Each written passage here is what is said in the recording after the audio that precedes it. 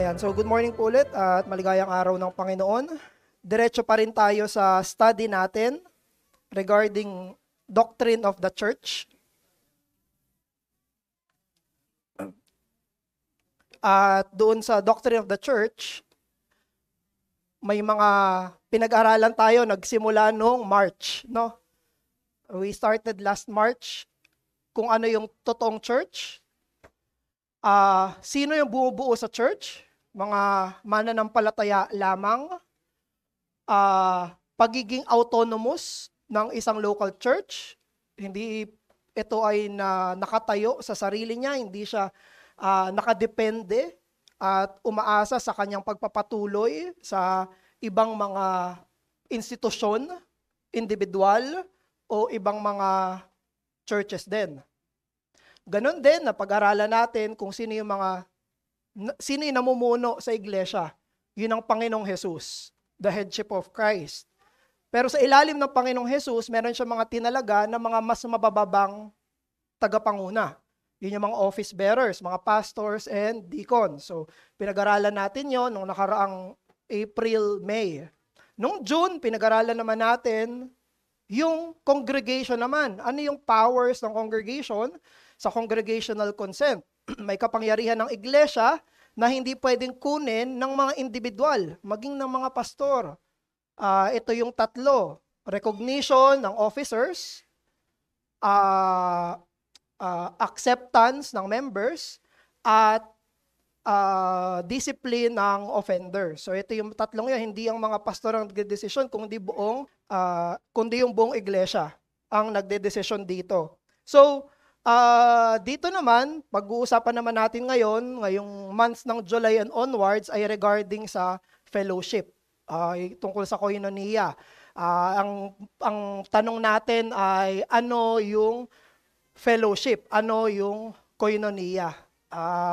Pag-uusapan natin ito ngayon at sa mga susunod na mga Sundays, Lord willing hanggang August ito. So meron tayong mga material sa copies ninyo. Ginamit ko yung kay Jerry Bridges na libro, The True Community, Biblical Practice of Koinonia. Tapos sa mga susunod, yung kay John Owen, yung anong tawag doon? Yung fellowship, Duties of Christian Fellowship. Kung ano ibig sabihin ng fellowship ng mga mananampalataya. So, ayan ang pag-uusapan natin at pag-aaralan sa mga susunod na mga Sunday. Simula ngayon. So, simulan natin doon sa salita. Yung ginamit na word sa Bible patungkol sa salitang fellowship. Sa Old Testament, sa Hebrew, ay yung ginamit na salita para dito ay yung haber. At sa New Testament, mas kilala natin na salitang koinonia. Yung haber sa Hebrew, ito literally companion, friend, associate. No? Ginagamit ito sa usapin ng partnership or covenant relationship. So merong covenant na relasyon pag sinabing haber. It underlies the idea ng shared life at mutual support. Ito yung haber na ginamit sa Psalm 119, verse 63. Sabi doon, I am a haber of all who fear you, of those who keep your precepts. So, siya ay merong pakikiisa, meron siyang pakipagkaibigan, ay associate doon sa lahat ng mga merong takot sa iyo. Sa New Testament, mas kilala natin yung salitang koinonia. Primarily, ito ay term tungkol sa fellowship, sharing, participation, communion. Iba't ibang pananalita yung ginagamit or sense yung ginagamit pag sinabing salitang fellowship.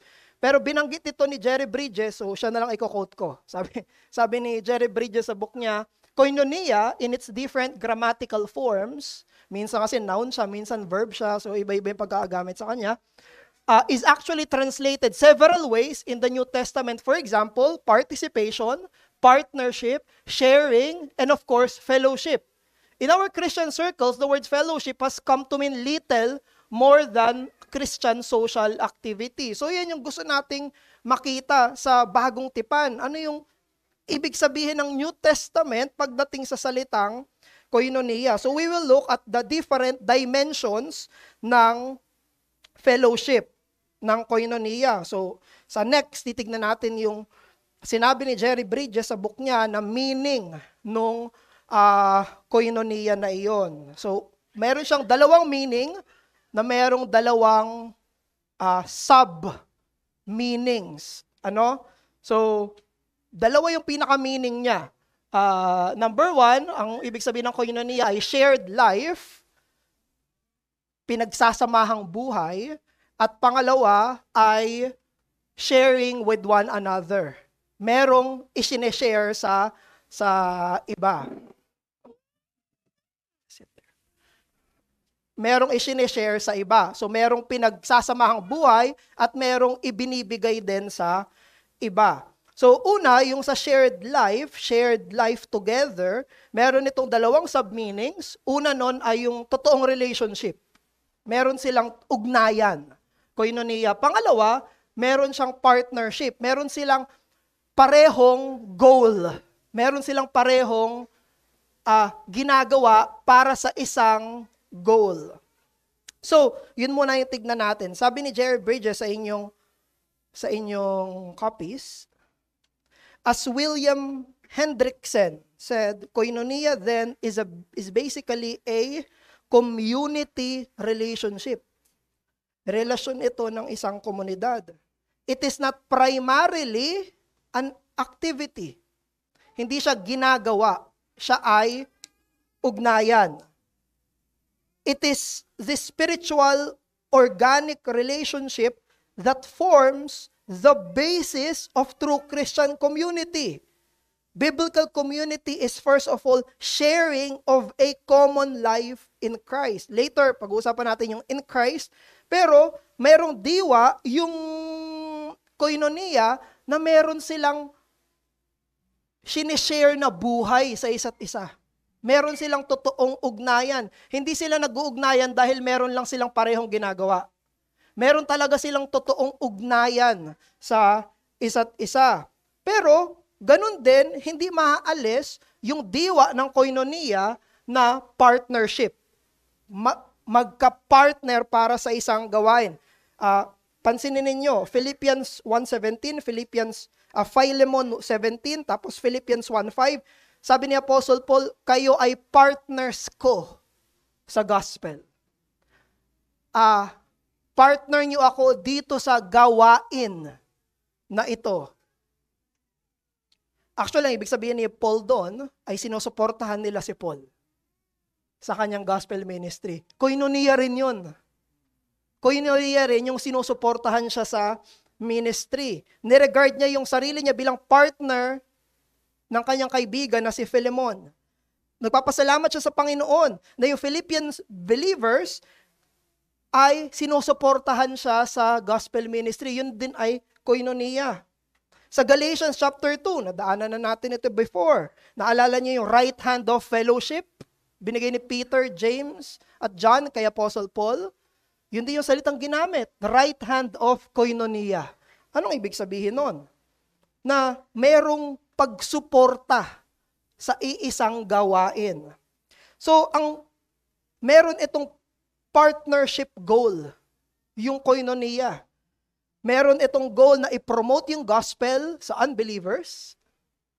Partner sila, koinonia sila, para ma-reach yung unbelievers. At koinonia sila para ma-build yung other believers. So, meron silang shared goal. Ito yung goal namin. Kaya kami nagsasama para dito.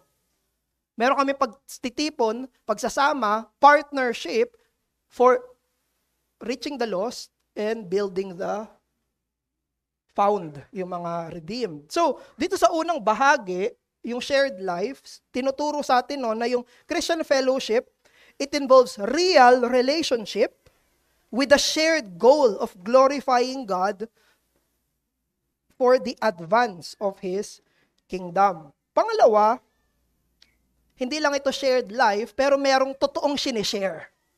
Sharing also of something to one another. Hindi lang magkadikit kami, may relationship kami, magkadikit kami para sa isang goal. Doon naman sa other dimensions ng koinonia, ay meron silang bigayan. Nagbibigayan sila.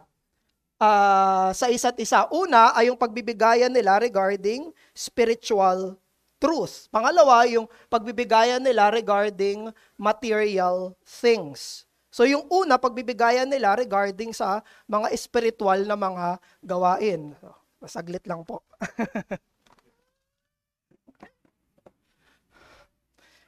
Regarding sa spiritual truth. Alalahanin natin sa Acts chapter 2 verse 42 regarding sa nangyari doon sa may Pentecost. May mga naniwala mula sa iba't ibang nations, nagtitipon lang sila para sa festival nung Pentecost.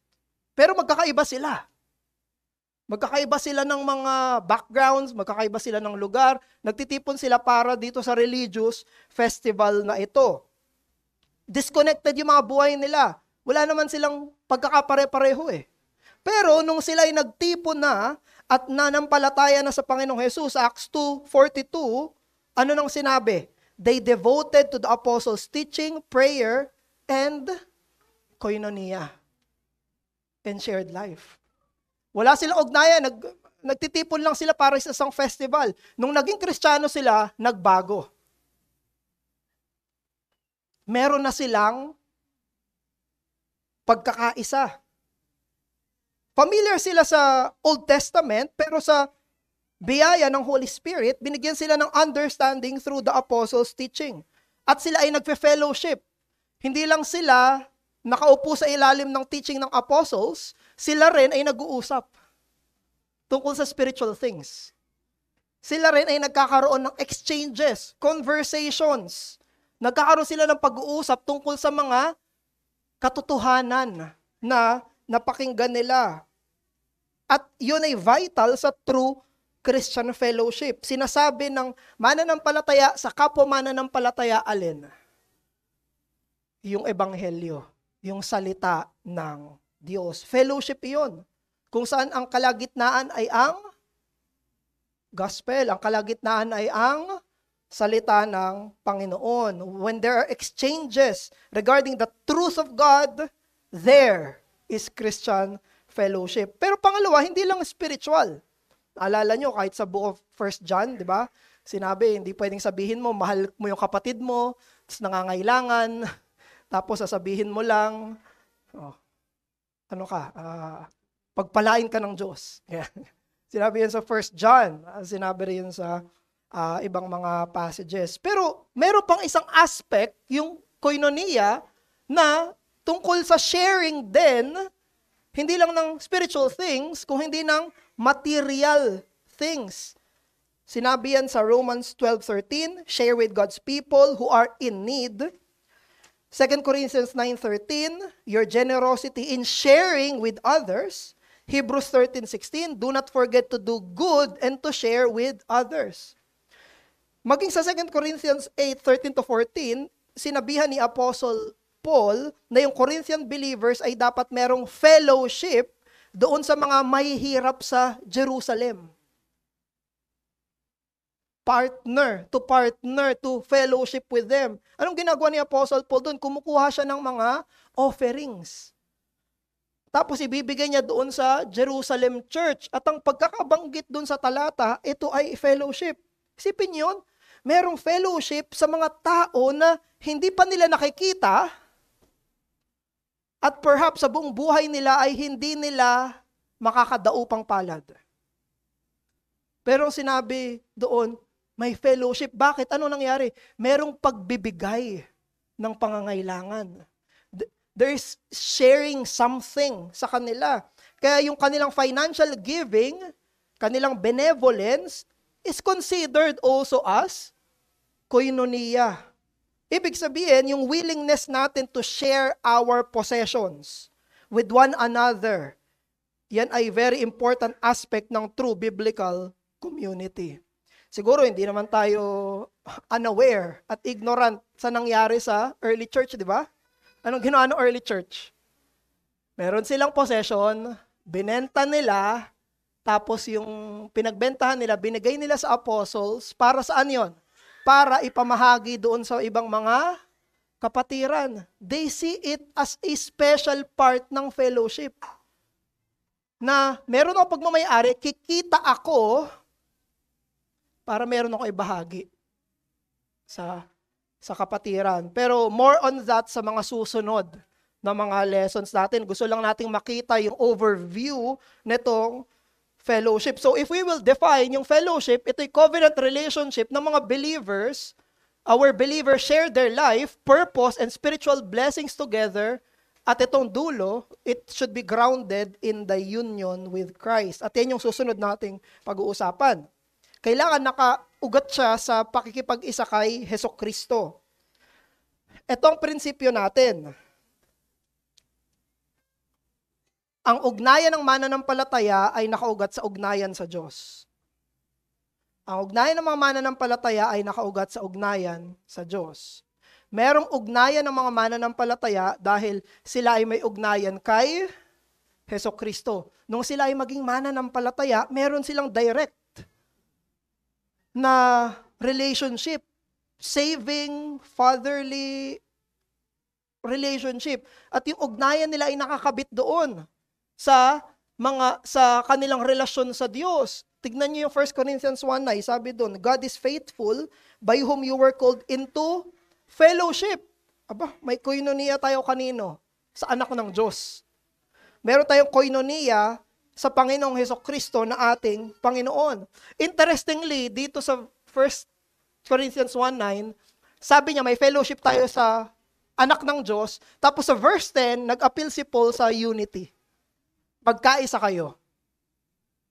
Una, merong pagkakaisa kay Jesus. Pangalawa, merong pagkakaisa sa mga mananampalataya. Next, sa 1 John 1:3, that which we have seen and heard, we proclaim to you, also to you, so that you too may have fellowship with us. Bakit sila nagpo-proclaim ng gospel? Para daw magkaroon sila ng relasyon. Magkaroon sila ng koinonia. So that you may too have fellowship with us. And indeed, our fellowship is with the Father and with His Son, the Lord Jesus Christ. Now, implications lang. Unang implication nitong truth na to, aware man tayo o hindi, conscious man tayo o hindi, may fellowship na tayo sa lahat ng believers. Meron na tayong ugnayan sa lahat ng mananampalataya. Hindi nakadepende sa experience lang yung fellowship natin sa lahat ng believers. Meron tayong ugnayan. Meron bang mga magkakapatid sa laman yung hindi magkakilala? Meron. Pwedeng nalayo sila ng matagal, hindi nila kilala, may kapatid pala sila, pero magkadugo sila. Alam nyo, sa spiritual na diwa, ganon. Meron tayong mga kapatid na hindi natin kilala, pero may ugnayan sila kay Kristo. Dahil meron silang ugnayan kay Kristo, meron tayong ugnayan sa kanila. We have fellowship with them. Napakaraming believers ang hindi natin kilala. Sa glory pa natin makikilala, pero meron na tayong fellowship sa kanila. We are united with them. Ang tawag sa atin ay Universal Church. Iisang buong grupo ng mga tupa ng Panginoong Hesukristo.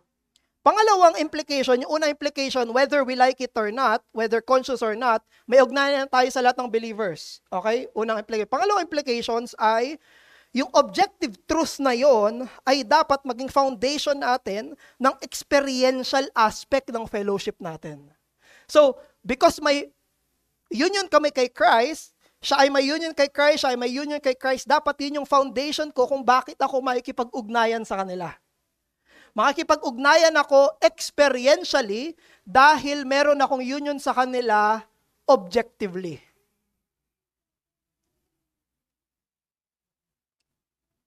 Merong mga, to follow the illustration, merong mga matagal nilang hindi kilala na mga kapamilya nila, no?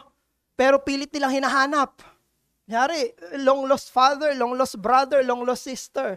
Pinipilit nilang mag-ugnayan. Kasi alam nila, hindi, kapatid ko to, kadugo ko ito eh.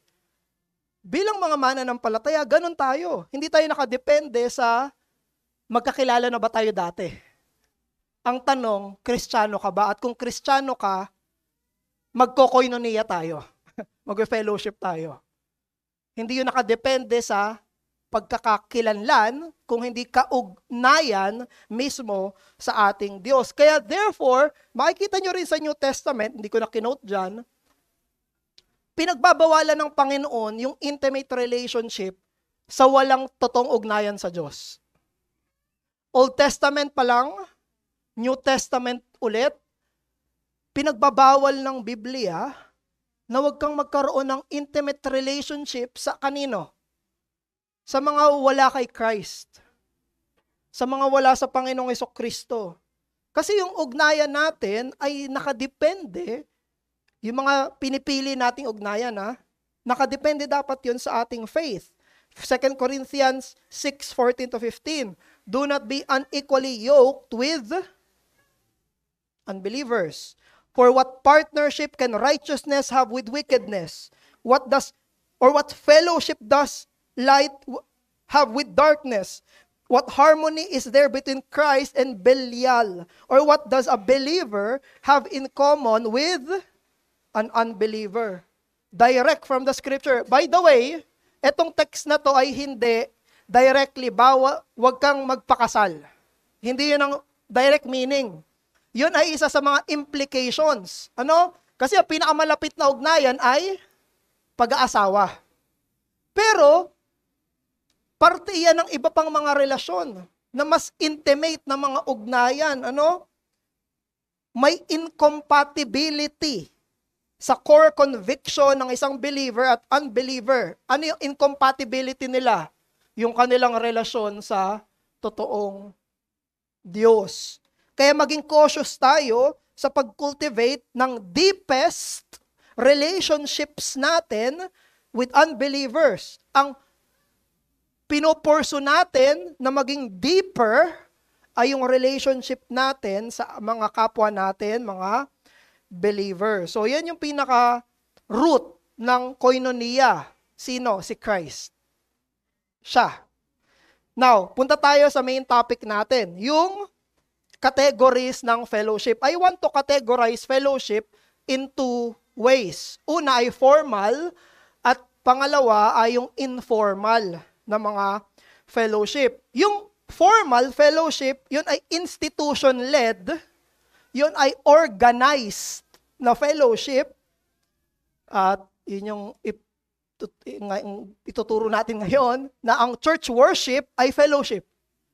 Pag nagpa-public worship tayo, corporate worship, yun ay fellowship. Pero yung isa pang klase ng fellowship ay yung informal. Ibig sabihin, hindi ito organized ng church. Ito ay isa-isa, bawat individual na mga fellowship sa isa't isa. Ito ay organic. Hindi kailangang, yun yung sinasabi ng New Testament na mga one another. One another. So, doon sa institution-led na formal fellowship, so kanina, nung 9:30 to 11, nag-fellowship tayo. Nag-fellowship tayo nun. Pero meron ding informal fellowship na bawat isa ng mga mananampalataya o grupo-grupo ng mga mananampalataya. Ang gusto kong mag-ingat tayo ay ang mamili. Mag-ingat tayo sa pamimili lang ng isa. Pwedeng isipin natin, ay hindi, organized fellowship lang kami. Pupunta ako dito ng 9:30. Aalis agad ako ng, ano tawag dito? 12. Batsi na ako ha. Huwag niyo ako kakausapin. Balik ulit ako ng, pag ano ulit, 1:30. Alis na ako ng 4. Or, tapos wala nang mga informal fellowships. On the other way, hindi rin dapat na puro informal fellowship. Uy, kita tayo bro. Pero wala nung formal fellowship sa usapin ng worship. Yan ang mag-ingat tayo. Na mamimili lang tayo, ito gusto ko, ito gusto ko. Tandaan natin, both are necessary. para sa biblical and healthy koinonia. Para tayo magkaroon ng malusog at biblical na fellowship, kailangan natin pareho ang dalawang ito. Ngayon, ang i-forward ko ngayon ay yung una muna. Etong informal, pag-uusapan natin yan siguro 4 na Sundays. Kasi ang dami ng one another sa New Testament eh. So ngayon, yung formal muna. Sa mga susunod na Sundays, yung mga informal. Sige. So, punta tayo sa corporate worship ay fellowship. Ano bang purpose ng corporate worship? Ang purpose nito, una ay ang Panginoon ay masamba, pero ang secondary reason ng corporate worship ay para ma-edify natin yung isa't isa.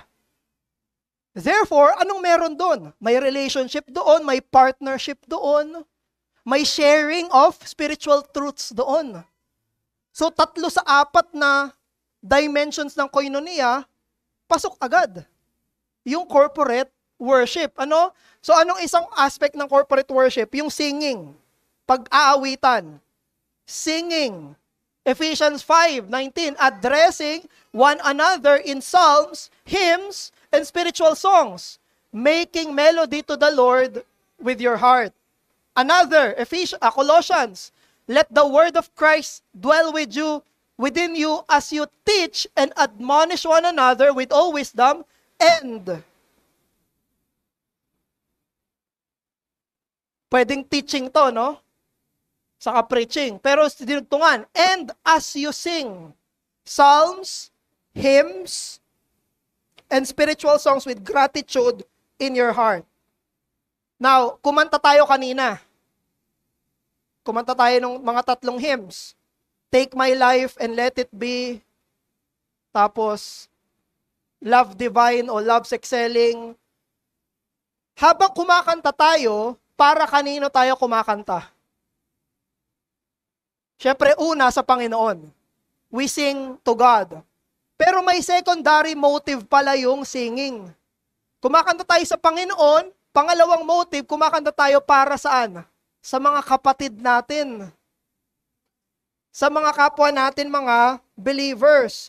Anong sinabi doon? To the Lord. Singing and making melody to the Lord, para sa Kanya. Pero meron pang isang sense, sinabi, addressing one another. Dalawang paraan, ay dalawang dahilan. Umaawit sa Panginoon at umaawit para sa isa't isa. Tandaan natin, ang pag-awit ay pagtuturo. When we sing, we teach one another. Para ito sa edification ng bawat isa. Huwag nating isipin na ang pag-awit, kasi pwedeng may extreme reaction tayo bilang Reformed eh. Kasi sa Pentecostal church, puro kantahan. Kanta ng kanta, no? Wala nang time for the pulpit.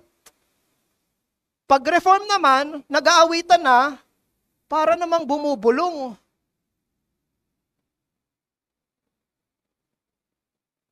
Parang hindi naman worship. Para namang hindi parte ito. Hindi. Pag nag-aawitan tayo, tandaan natin, umaawit tayo sa Panginoon, umaawit tayo sa kapwa natin. Magkaroon ka ng conviction sa pagkanta. Lakasan mo yung boses mo. Itaas mo yung tinig mo. Huwag tayong mahiya na umawit. Bakit? Fellowship iyan. Kumakanta ka para sa kapwa mo, mananampalataya, secondarily. Ano? Hindi pwedeng mas malakas pa yung boses mo sa videoke. Ano yun? Hype night. Ako. Tapos pagdating ng worship, pagdating sa pag-awitan, nakayuko pa. This is fellowship, brothers. Pag umaawit tayo, nagkakantahan tayo. Isipin niyo yun? Sabay-sabay tayong kumakanta. Nag-aawitan tayo. Kumanta tayo. Lahat tayo kumanta. Yun ang diwa nung singing sa corporate worship. Yun ay pagdiriwang kapag nagkakantahan, di ba? So sing with conviction. Alalahanin mo, ang tinig mo ay nagtuturo at yan ay fellowship sa kapwa mananampalataya. Pangalawa, yung gathering. Hebrews, alam na naman natin ito, Hebrews 10:24-25, pero gusto kong pansinin nyo yung purpose kung bakit hindi dapat i-neglect. Sa verse 25, kasi paparating na yung Panginoon. Sabi doon, as the day of the Lord approaches. Pero meron bago yung 25 na 24. Anong sinabi doon? Let us consider how to stir up one another to love and good works. May purpose yung gathering para hikayatin yung isa't isa na maging mananampalataya ka sa Lunes ulit. Martes. The following week, nag-gather sila para saan? Para ikaw, maging mananampalataya ka the following week. Manindigan ka sa faith mo sa following week. In-encourage sila to what? To love and good works. May purpose yung gathering. Nag-gather para hikayatin. Maging tumindig tayo sa faith natin. Yun yung purpose ng pagtitipon. Ano? So, hindi lang ito nagtitipon para sa private thing. Hindi ito nagtitipon para nagtipon kasi ikaw ang Diyos pa rin. Hindi ito ikaw lang at ang Diyos. Kung hindi para ito sa isa't isa. Alalahanin natin yung mismong presensya pa lang natin, yung pag-attend pa lang natin, yung pag-show up pa lang natin, ay napakalaking encouragement na sa kapatiran. Yung idea pa lang na nandyan ka, na-edify na yung kapatiran, na iisip na nila, okay, totoo itong pananampalataya namin, itutuloy ang pananampalataya, lalago kami sa pananampalataya namin kasi nandyan sila. Yung thing lang, yung ideya lang na andyan. Wala pang ginagawa, paano pa kung may ginagawa? Pero yung sense lang na andyan, nag-show up. Napakalaking encouragement na yon. Pero hindi lang ito for showing up. Siyempre, hindi na pag-attend lang. Kung hindi, actively in-edify yung isa't isa.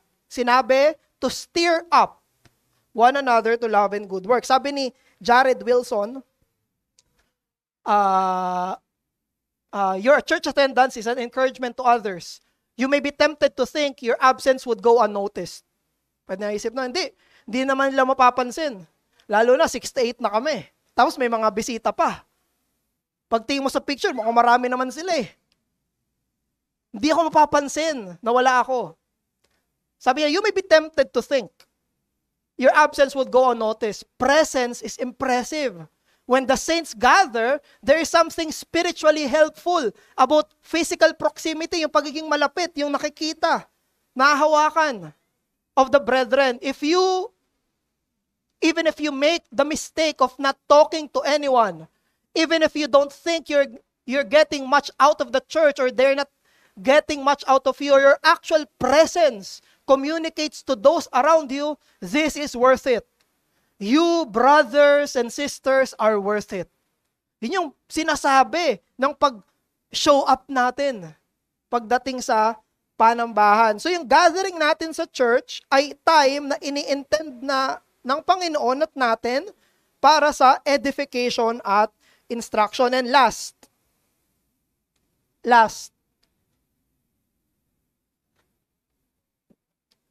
Lord's Supper.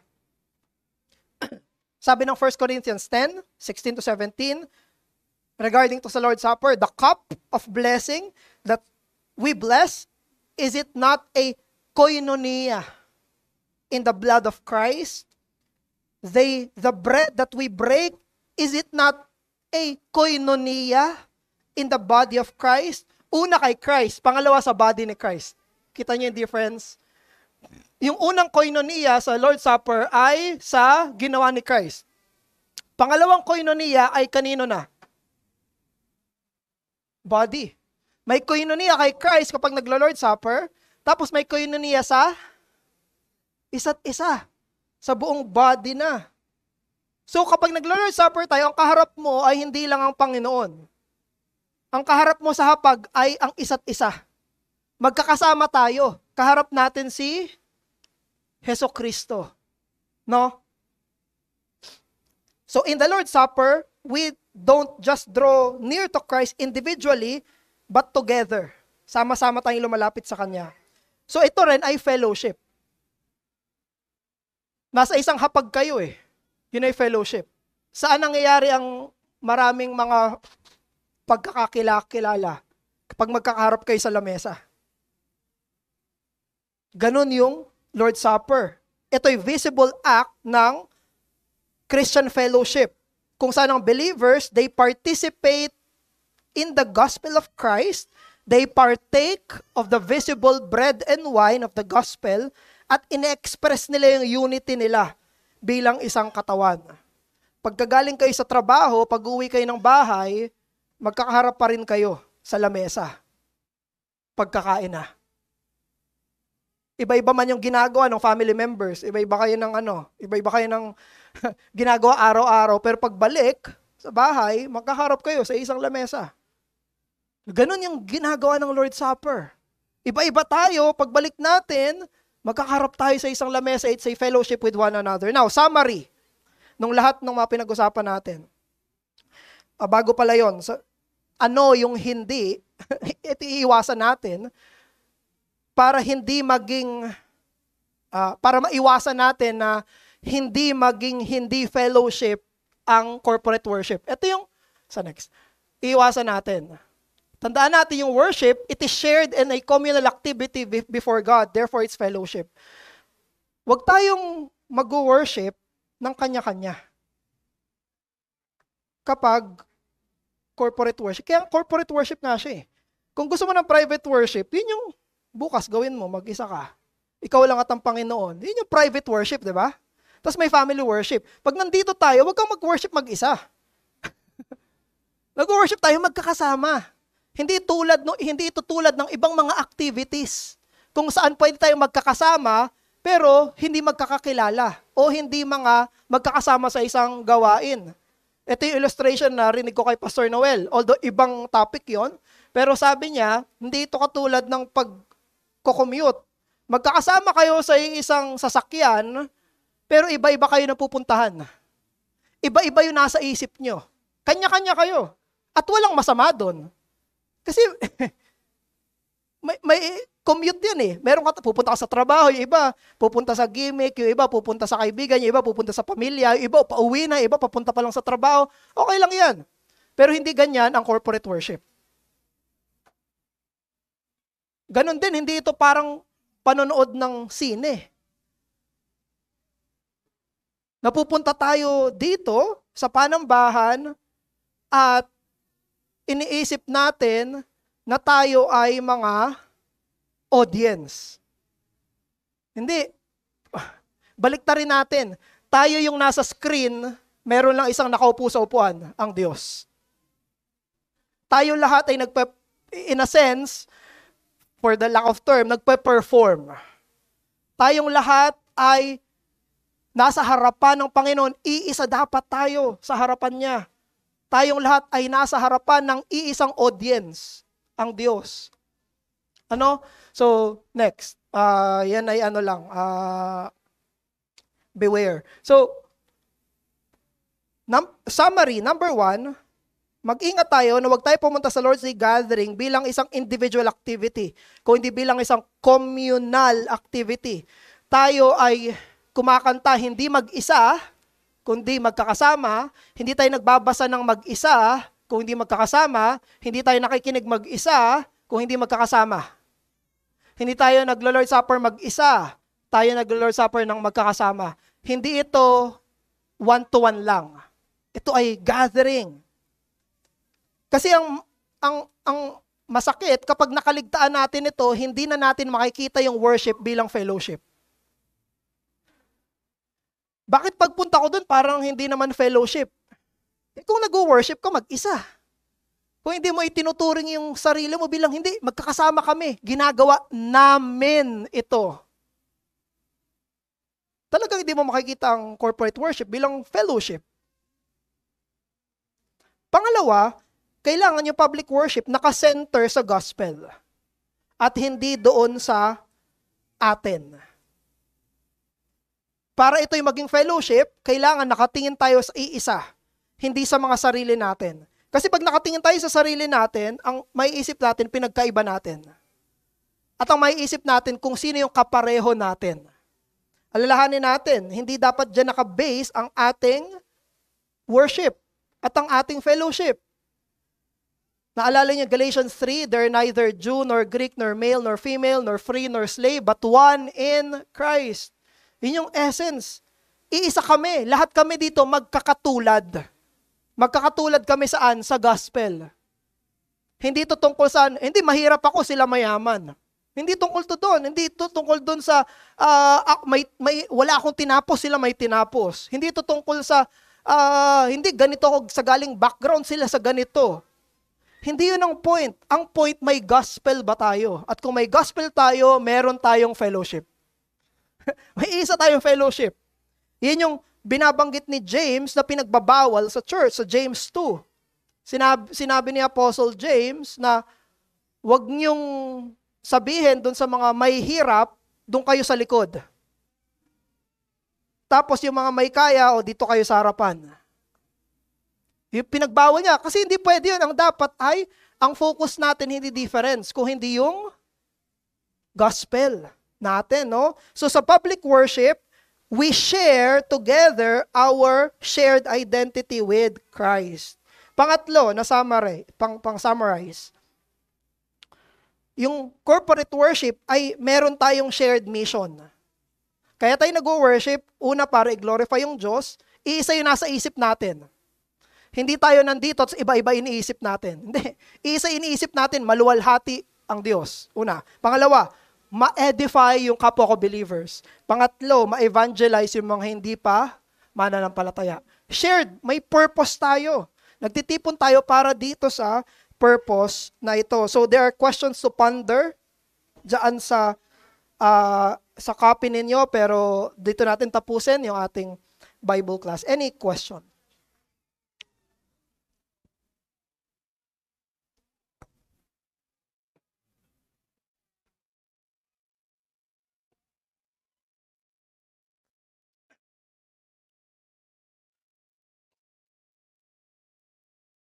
Any question?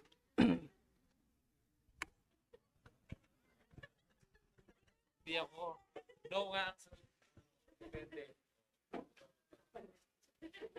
Pinilit nyo si ate. Ano po? Binigay agad ni Deacon Gino eh. Tatanong ko na lang po. Doon po sa pag worship, singing as part of fellowship and worship.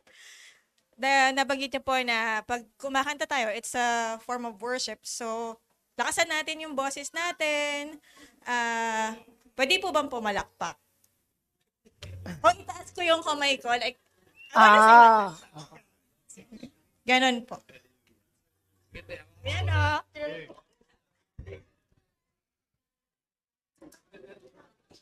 Walang hard fast rule.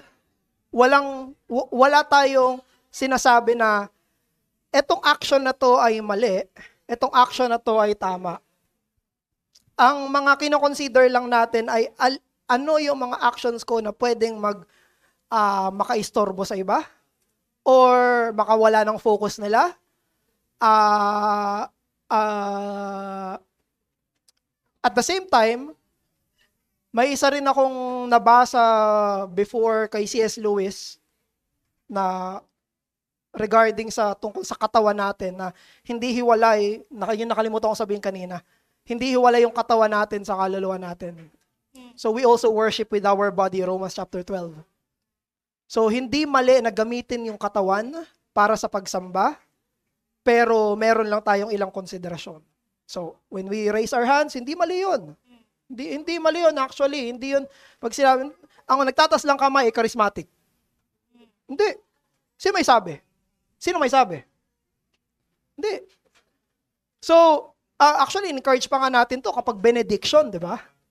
Kapag nagbigay ng benediction ang mga ministers at the end of the service, ini-encourage tayo na we use our bodies, no? Walang mystical doon, pero merong simbolo iyon. na sinisimbolize. Sa ibang mga Reformed Church, they also do the kneeling. Lumuluhod sila. So, allergic lang tayo doon dahil saan? Roman Catholic Church. Pero may masama ba sa pagluhod? Bakit lang awkward yon? Kasi meron tayong context, no? So in terms lang sa mga sa mga bodily expressions, wala tayong hard fast rule. Consider lang natin na tayo ay ang purpose natin ay maka-edify din sa iba at hindi maka-istorbo sa iba. Sa pinanggalingan ko sa Bible Bap, kapag nagpi-preach yung preacher, nag-amen. Hindi nag-amen, tumatayo pa. Oo, doon ako una, nagpipreach si pastor o si preacher, biglang tatayo, amen! Gagano. Tuturo pa talaga. Amen. Minsan hawak pa yung Bibles nila. Saan yung Bible dito? Ganon yun, amen! Ang mangyayari na, ma-extend yung preacher. Kasi ginanahan eh. Pero, I mean lang, hindi siya mali, pero considering lang yung focus at edification din ng kapwa natin mga mananampalataya. So, hindi po siya, walang hard fast rule. Na pag-reformed, pigil na pigil. Gusto ko itas kamay ko eh. Kaya lang, baka makita nila eh.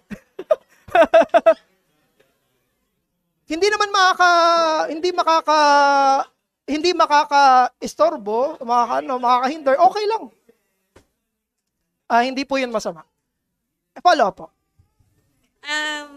Yun lang po. Gusto ko lang pong malinawan doon. Kasi, kasi yung mga tao na for some reason dito sa atin na we want to raise our hands na gusto nating pumalakpak kasi yung nararamdaman natin na gusto nating ganun tayo magpuri sa Panginoon na nalilimitahan tayo kasi thinking na baka yung katabi ko yung ganun or baka makita nila ako na hindi to reform parang mali yung ginagawa ko ganun yun po na you can raise your hand kung Yes. ganun. And also, yun nga.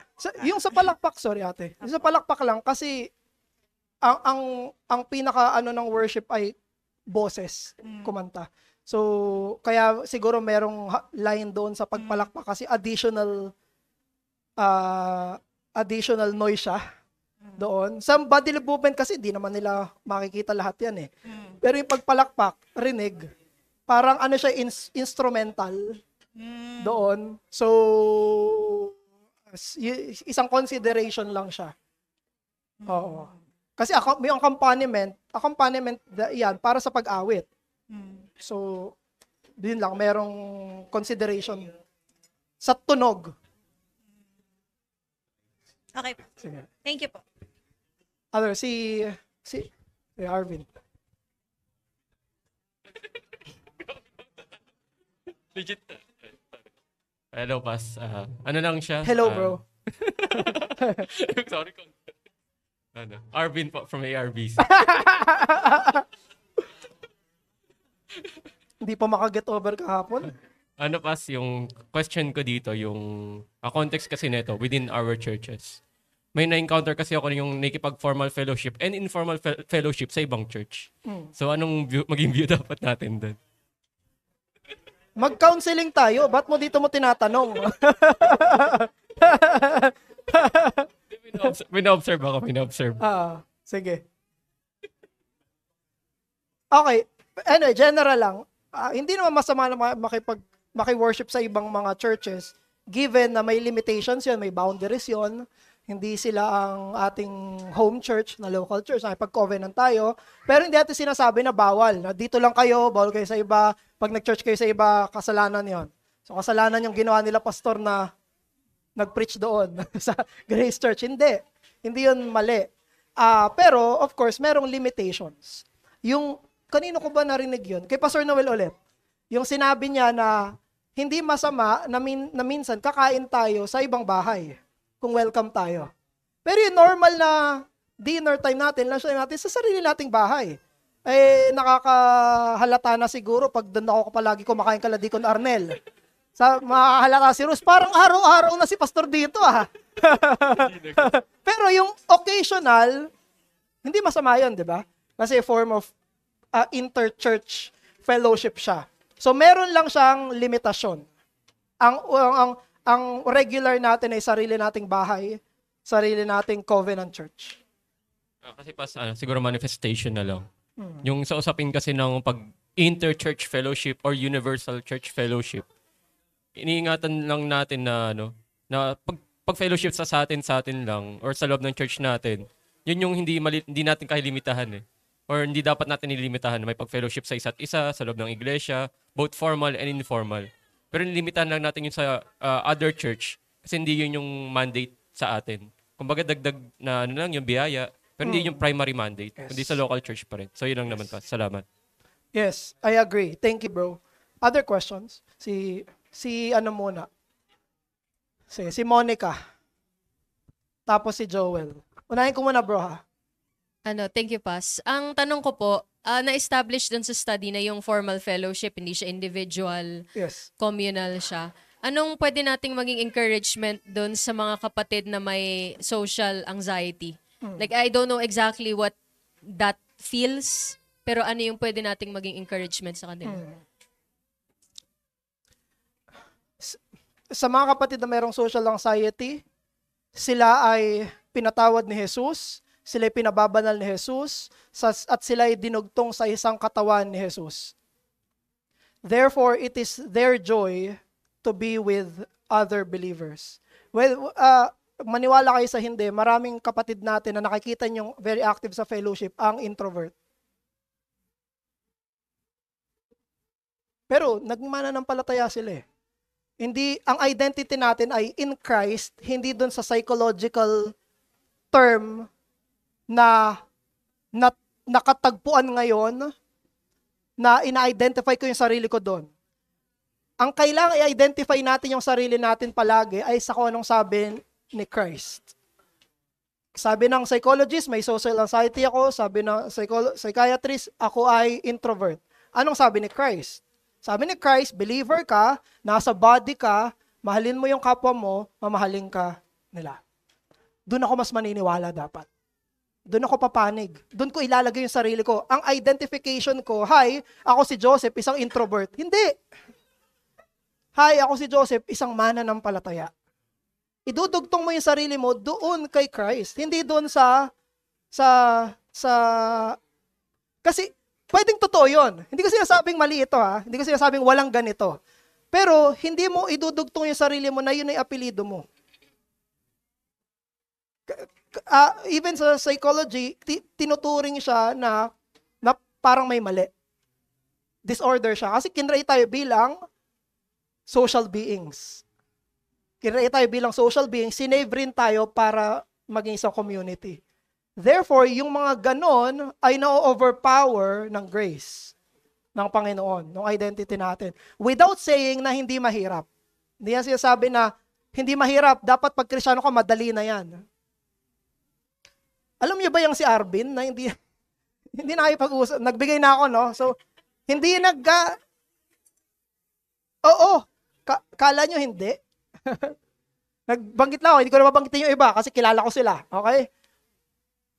Pero, mas pinangunahan sila anong sabi ng scripture. So, anyway, yun lang, follow up. Thank you po. Okay. Si Joel, tapos si Joel, tapos si Deacon Gino. Good morning po. Thank you po, Pastor. Si Joel po, may introversion tsaka anxiety. Pero Kita nyo? Pero sa grace ni God po, sa grace po ni God, naligtas po. Question po, Pastor. Yung nabanggit niyo po yung 2 categories of fellowship. Pag informal fellowship po ba, katulad ng formal fellowship, meron din bang mutual teaching, shared participation in Christ's body, tsaka joint responsibility for holiness? Yes. Yan yung ilalatag natin sa susunod. Ang titignan kasi natin yung mga one another eh. So meron dyan accountability to one another, sharing with one another, helping with one another, grieving with one another, celebrating with one another. So lahat ng yon ay kabilang, yes, doon sa informal fellowship. Although hindi lahat agad makikita doon sa informal fellowship. Pero merong isa doon sa mga yon para maituring, yes, Christian fellowship yan. Thank you, Pas. Minsan, buo yun, pero hindi palagi. Di ko Gino muna. Thank you sa teaching. Yung question ko about sa yung sa formal fellowship, ito ba ay lang, naka-scope lang sa church worship? Paano ba titingnan naman yung ibang napagkasundoang pagtitipon sa church? Ano ba siya? Formal ba siya or informal?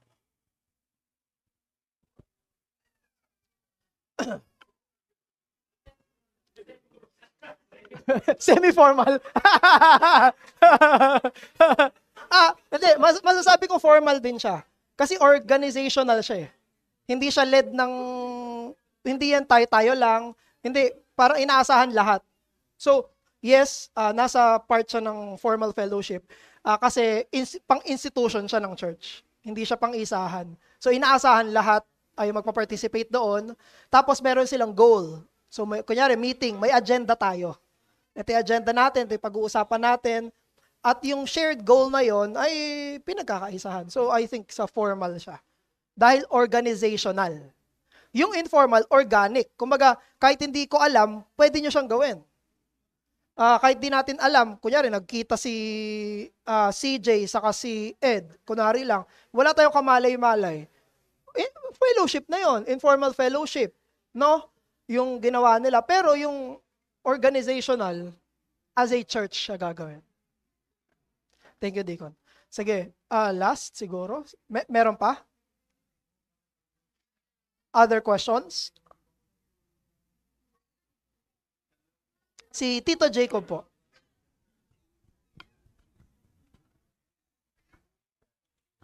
Yung tinatawag na right hand of fellowship. Meron din bang left hand of fellowship?